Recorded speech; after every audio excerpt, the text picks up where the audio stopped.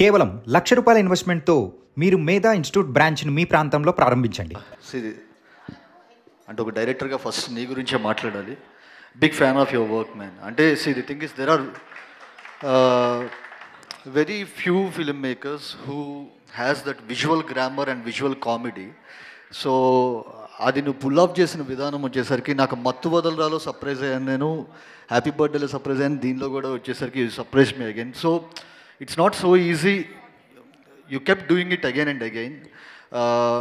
ఒకనొక సీక్వెన్స్లో వచ్చేసరికి ఇప్పుడు అజయ్ గారిది, సత్యాది, సింహాది అంతా వచ్చేసరికి ఒక రౌండ్ ట్రాలీ ఒకటి ఉంటుంది with light change and so అలాంటి ఒక సీక్వెన్స్ వచ్చేసరికి అది ప్రాపర్గా రాయాలి, ప్రాపర్గా ఎగ్జిక్యూట్ చేయాలి, అన్ని departments on par in sync పనిచేయాలి. సో అలాంటి ఎన్నో సీక్వెన్స్ నాకు గుర్తుంది ఒకటే యాక్చువల్గా, బట్ ఎన్నో sequences you have done it so beautifully. So I'm looking forward to the next one, whether it is Mattu Vadalra 3 or Mettu Vadalra 2 or so I'm looking forward and big congratulations. And Simha, నాకు చూసినప్పుడు నాకు ఒకటి ఏమనిపించిందంటే మనకి చాలా తక్కువ relatable faces ఉంటాయి యాక్చువల్గా. So when you're on screen వీడు మనలో ఒకడ్రా అని చెప్పి అనిపించే ఫేసెస్ చాలా తక్కువ ఉంటాయి యాక్చువల్గా.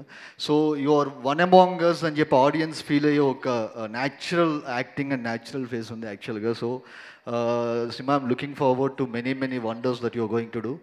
And the big brother Bhairava, big fan of your work and color photo gani, Kartikeya 2 gani, meer chestunna work prati okkati vachesariki it's outstanding.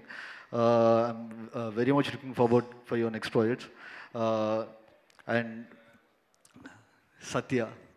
సత్య యాక్చువల్గా సరిపోదా శనివారంలో వచ్చేసరికి ఒకనొక రోల్, అంటే మామూలుగా సత్య ఒకరోజు రోల్ అలాంటివి చేయడు, నా కోసం చేశాడు. అది కూడా వచ్చేసరికి కష్టపడి బతిలాడి చేయించి ఎడిట్లో తీసాను. అది చెప్పేయాలి. సో రేపు డిలీటెడ్ సీన్ ఎలాగో వచ్చేసరికి రిలీజ్ చేయబోతున్నాయి, ఇప్పుడు చెప్పేస్తే బెటర్ అది. So Satya, it's been a blessing. అంటే నీలాంటి ఒక పర్సన్తో వర్క్ చేయడం అనేది.